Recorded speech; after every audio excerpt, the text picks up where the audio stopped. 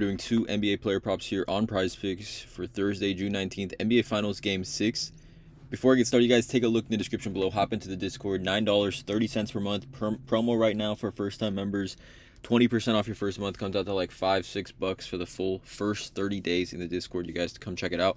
Link in the description below for that. Also, you guys follow me on Twitter at ToughPicks, posting daily plays of the day over on there. Again, link in the description below. You can find my Twitter, but it's at ToughPicks, verified Twitter account. But yeah, let's get into it, you guys. Obviously, NBA Finals Game 6, a chance for the Thunder to win a championship, a chance for Indiana to win the series, or extend the series. Tyrese Haliburton is currently questionable, not really sure what's going to happen. People are saying he's going to try and play. Obviously, I believe he's going to probably end up playing, but he will be limited. Like, there's no question he will be limited in this one. Again, you kind of saw, if you watched the film on Game 5, you kind of saw how he was moving out there.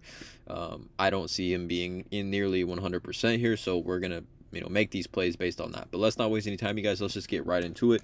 The first play I'm looking at here is going to be Chet Holmgren over 11.5 field goal attempts. This is an interesting one. I think, honestly, the Tyrese Haliburton injury and him being limited helps Chet here. I think what's going to happen is Tyrese is limited, therefore players like TJ McConnell and Benedict Mathurin will get more minutes. Thus having maybe Indiana run smaller. I don't see as many minutes for Obi Toppin and obviously many minutes for Miles Turner because, again, smaller players are going to be on the floor. I mean, Tyrese Haliburton's like 6'5". But nonetheless, I do think it trickles down and flips onto the OKC side and how they play defensively in this one. I mean, we saw last game Tyrese was limited and Chet finished with 15 field goal attempts in that one. He's obviously going to continue to play massive minutes, but he finished with 15 field goal attempts in Game 5.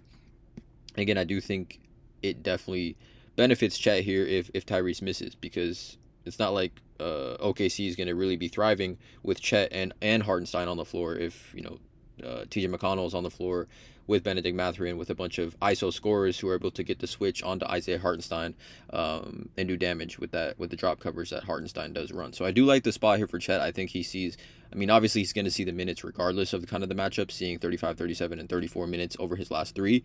But I think it just helps him even more so just see that floor of minutes in this one.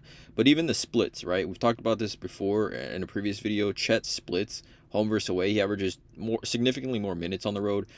But, he takes almost 2 more field goal attempts on the road compared to at home, right? He's kind of a road demon. If you look at points, rebounds, and assists, he averages more points, rebounds, plus assists on the road compared to at home, and it's really not even close. We look at over on Outlier. Again, there is a link in the description below as well. You can get a 7-day free trial with Outlier. Again, research betting tool that I do use every single day. Absolutely elite tool. 7-day free trial with a link in the description below of this video. Over 11.5 field goals made this season on the road when he plays 30-plus minutes, over in 10 of 14, averaging 13.2 field goal attempts. Obviously, this is the playoffs. Obviously, the Pacers do allow the 5th most 2-point attempts in the NBA, right? Kind of the way their defensive scheme works. And also, even more so, I think in this one, given the scheme, I think, given the game Jalen Williams had and given how they've kind of been defending Shai Gilgeous-Alexander, I'm expecting role players to have even a bigger game here in this one, kind of. I think, obviously, that's why I'm taking field goal attempts, because we can't really always trust the shooting for players on the road, but we know that the volume should definitely be there for Chet in this one. Again, per 36 minutes as well. This season on the road, for Chet, he's averaging 14.2 field goal attempts. If we kind of amp this up to the last 30 days, on the road, Chet averaging 12.9 per 36. If we look at over the course of all the splits, Chet Holmgren 14.6. All we need here is 12. So per 36, he's averaging 14.6. We need 12. Should see around 36 minutes in this one tonight. I like Chet here a lot at 11.5. Second play is going to be Benedict Mathurin. I think he benefits the most with Tyrese Haliburton limited. 18.5 fantasy score over for Benedict. This is kind of a simple read here for me. Obviously, he's a player that can fill up the box score pretty easily in limited minutes, right? We've seen it kind of in this series. He's had pretty monster games. He had 35.3 fantasy at home in Game 3.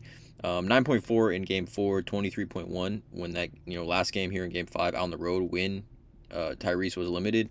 His splits obviously favor him to at home, which again, a ISO scorer, an elite scorer kind of as it does, right? More minutes, more points, more rebounds, steals, blocks, pretty similar as well. But we look over on Outlier just on the hit rate on this line, and again, he should see, I think, just in general, he's over in 62 of 92. And I think, you know, in this scenario with Tyrese limited, they're going to need his offense. I think he sees 22 minutes. Over in 59 of 68 this season with 22 plus minutes. If we go to filter this at home, he's over in 30 of 34, averaging 29.4, and he's actually over, I believe, probably in 20 of his last 20 games at home all this season when he plays 22 plus minutes at home. It's a great spot for Benedict, honestly. A little bit too low of a line. We talk about per 36-minute averages as well. With Tyrese off the floor, this is just Tyrese off the floor with Tyrese off the floor since April 21st. Highest usage on the team, 28.4, averaging 36.2 fantasy points. I mean, we're talking about a guy at under 20 fantasy score line that should see 20 plus minutes. I think in the playoffs, he's probably more than a 1 point fantasy points per minute player. So 2 player props for NBA Finals Game 6, you guys. Please take a look at this. Please drop a like on this video. Hit that subscribe button, you guys. And as always, let's cash.